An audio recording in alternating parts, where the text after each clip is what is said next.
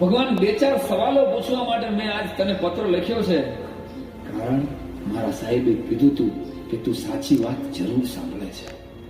એમ કરીને બાળકે પ્રશ્ન પૂછ્યા છે. પ્રશ્ન પહેલો, હું રોજ સાંજે ભગવાન તારા મંદિરે આવું છું અને નિયમિત સવારે નિશાળે જાઉં છું, પણ હે ભગવાન, તારી મૂર્તિની ઉપર આરસ પહાણનું એસી મંદિર છે અને મારી નિશાળની ઉપર છાપરું કેમ નથી?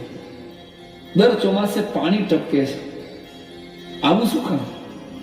પ્રશ્ન બીજો, તને રોજ 32 ભાતના પકવાન પીરસાય છે અને તું તો ખાતોય નથી, અને હું દરરોજ બપોરે મધ્યાહન ભોજનના એક મુઠ્ઠી ભાતથી ભૂખ્યો ઘરે જાઉં છું, આવું કેમ?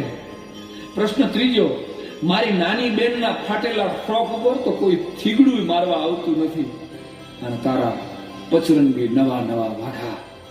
સાચું કહું ભગવાન, સાચું કહું તો હું રોજ તને નહીં, તારા કપડા જોવા માટે મંદિરે આવું છું. પ્રશ્ન ચોથો, તારા પ્રસંગે લાખો માણસો મંદિરમાં સમાતા નથી, તારા ધાર્મિક પ્રસંગો